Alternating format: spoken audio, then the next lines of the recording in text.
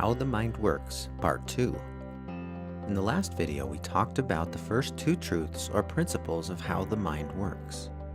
Once you understand all these principles, you can understand and benefit from mindfulness. The first truth is you can only have a dominant focus on one thing at a time. The second truth is you are always free to think anything you choose. Now for truth number 3. You can only directly experience this moment right here, right now. Let's continue our discussion of these principles of the mind with some important questions. They may seem a little simplistic. I will ask them anyway because knowing the right answers will help immensely to understand what it means to be mindful. Where are you right now? Where is the only place you can directly experience?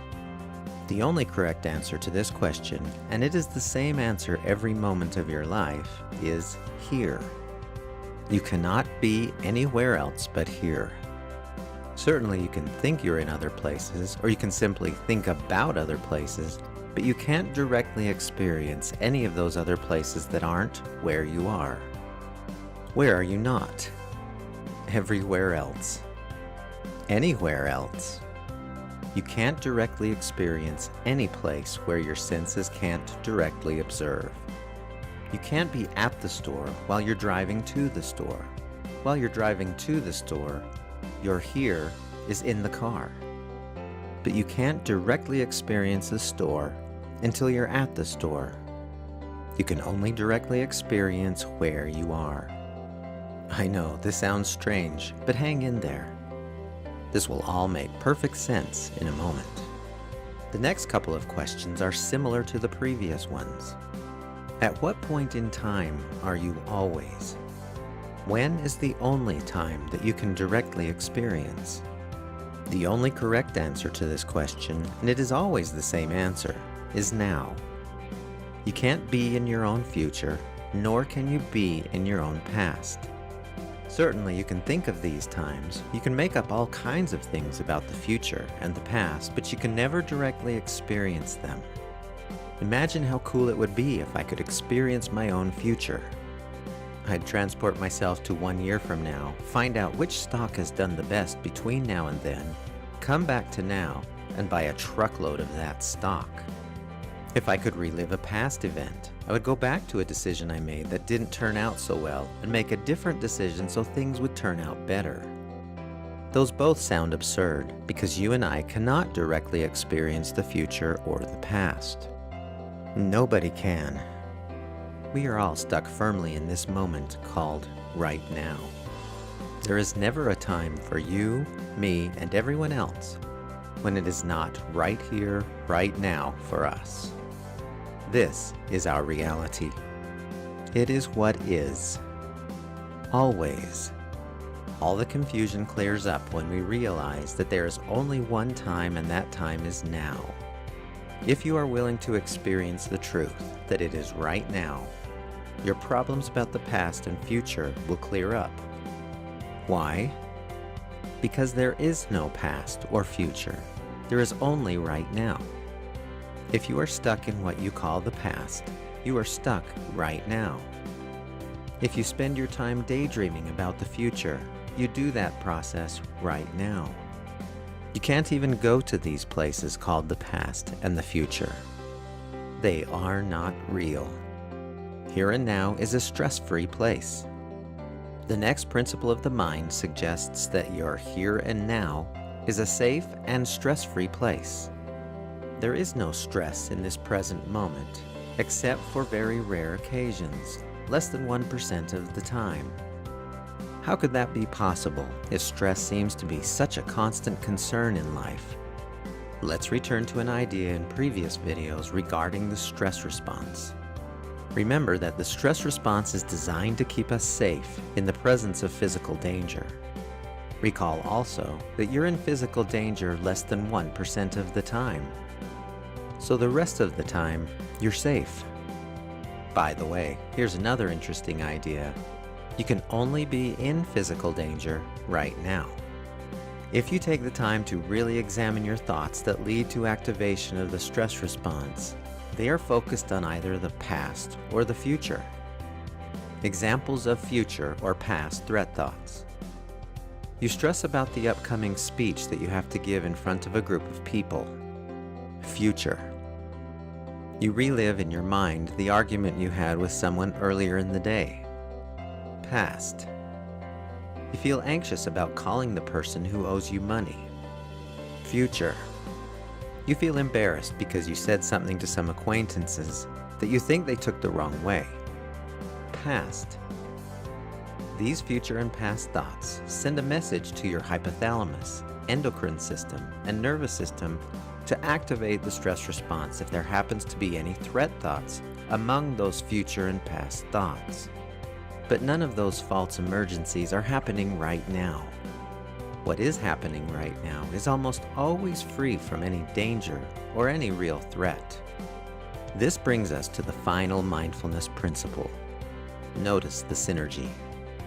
Once you understand that you are always free to choose any thought, that you can only think about one thing at a time, that here and now is your only reality, and that here and now is a safe place, you come to the final mindfulness principle that pulls each of these together. When you choose to focus on here and now, you get relaxation. Since you can only focus on one thing, and what you focus on is safe or threat-free, your body-mind will recognize the safety and not turn on the stress response. In class, I ask my students about the upcoming tests they'll be taking. I ask them if the tests are stressful. They respond that they definitely are. If we analyze this accurately, however, we see how the tests themselves have nothing to do with the stress. Which part of taking a test is threatening? Remember that stress is the body's response to prepare for or deal with a physical threat. So is it the part when you walk into the room where you will take the test? How about when you put the pen in your hand and begin reading the questions on the test? Are you somehow in danger while you read the words on the page? Does the real danger occur when you write stuff on the paper with your pen? Yeah, that must be the threatening part. Is it when you pick up your paper, walk over to the desk where all the other tests are stacked, and you lay yours on top? That must be the dangerous place. At no time during the entire 2 hours of test taking were you in any sort of danger. Why then would you feel stress?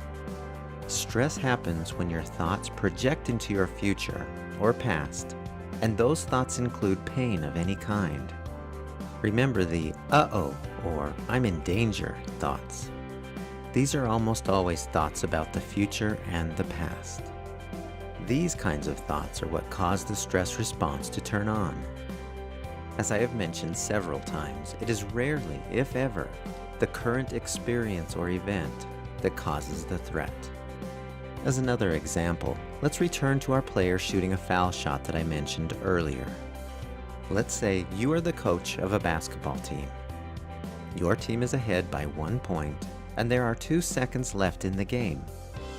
One of the other team's players is at the foul line getting ready to shoot 2 shots. If you are a wise coach, what do you do in this situation? The obvious answer is you call a timeout. But why would you do this? You call a timeout because you want to make the player think about the shots. What you're really hoping the player thinks about are all the painful consequences of missing the shot. The team will lose, people will be disappointed in him, the team won't make it to the playoffs, etc. If he thinks of these painful consequences that will certainly happen in his future, he will unintentionally but automatically turn on the stress response. When that happens, many of his muscles will tighten up or contract, causing him to shoot the ball differently than he normally would. He is much more likely to miss the shots. Present moment. If he were shooting foul shots in his driveway at home, he could probably sink 100 shots in a row, because the only thing he is thinking about while playing at home is how much fun he is having in the present moment. Future thoughts. However, during the timeout, when he is thinking of all of the pain associated with missing the shot and losing the game, he tightens up or freezes. and is less likely to sink the shot. Again, thoughts that focus on the future have a likelihood of turning on the stress response. Thoughts that focus on the experiences of the present do not. Whenever your thoughts do not focus directly on what is happening in the present moment, you increase the possibility of turning on the stress response. When you turn your focus to what is happening in the present moment, the stress response turns off automatically. Are you starting to sense how powerful this can be for you? Wouldn't it be better to live each moment peacefully rather than stressfully? Once you get the hang of this and start applying it to all of your moments, the peaceful feeling that follows becomes addicting. There are several steps that automatically bring your mind back to your here and now. They involve thinking about things in a certain way, a different way, that doesn't involve thoughts about the future or the past. But first, let's get a good handle on what it means to be mindful.